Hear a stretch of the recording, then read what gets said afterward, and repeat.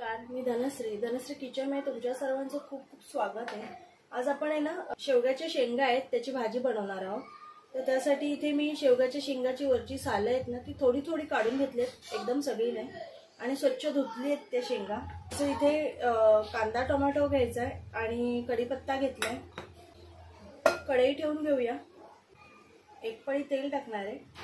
इथे आपण भाजीसाठी पाणी लागणार आहे, तर गरम पाणी लागणार आहे म्हणून मी इथे पाणी गरम करायला ठेवलंय। इथे तेल तापलं ना, थोडं हिंग टाकलंय, तर थोडी राई टाकायची आहे आणि जिरं आहे थोडंसंच आहे ते टाकते मी। तसेच कढीपत्ता टाकून घ्यायचा। कढीपत्ता छान भाजला ना की आपण इथे कांदा टाकून घेणार आहोत। इथे कांदा पण छान लाल करून घ्यायचा आहे। इथे कांदा ना चांगला लाल होतो, तर इथे ना वाटण टाकून घेणार आहोत। हे मी वाटण 2-3 दिवसाचं नेहमी करून ठेवते। कांदा खोबरं आलं लसूण आणि कोथिंबीर हे चांगलं भाजायचं, कोथिंबीर नाही भाजायची आणि मग ते वाटून ठेवायचं। तर हे आपण वाटण पण भाजून घेऊया।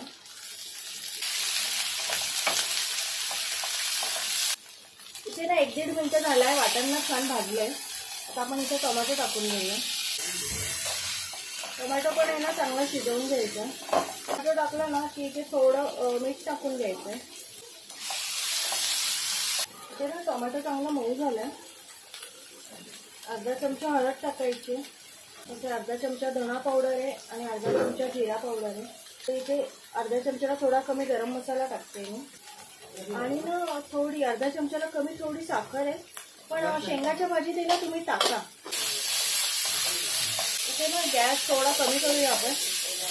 इथे आता काश्मीरी लाल पावडर आहे, ही 1 चमचा टाकते। तिखट तुमच्या आवडीनुसार टाका किंवा तुम्ही किती भाजी करणार आहे त्यानुसार टाका।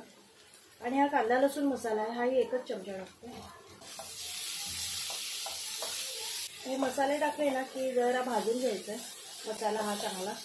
मसाला छान भाजला ना की भाजीला चव पण खूप छान होते। हे ना आपण कोथिंबीर टाकून घेऊ, अगदी थोडीशी ठेवली मी वरून टाकायला। ना छान भाजली गेली ना मसाल्यामध्ये की छान टेस्ट येते। इथे मसाला ना आपला खूप छान भाजला आहे ना, 2-2.5 मिनिटं छान भाजला। आता आपण हे पाणी गरम केलंय ना हे टाकून घेऊ।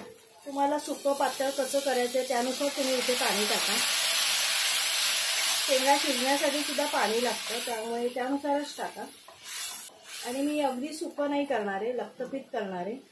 आणि ह्या शेंगा आहेत ना हे टाकून घेऊया आपण।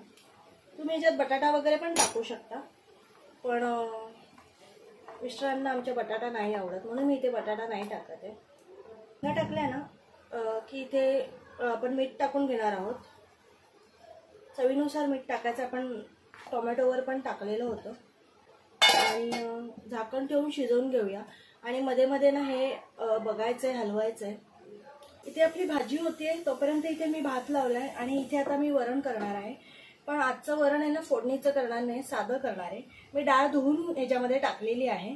ह्याच्यात पाणी टाकायचंय, जेवढं डाळीला शिजण्यासाठी पाणी लागणार आहे ना तेवढं मी इथे टाकून घेणार आहे।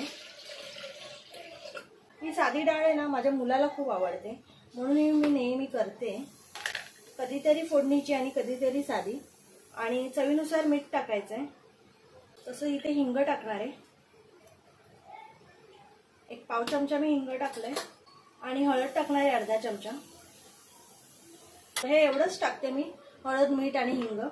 कुकर लावून घ्यायचंय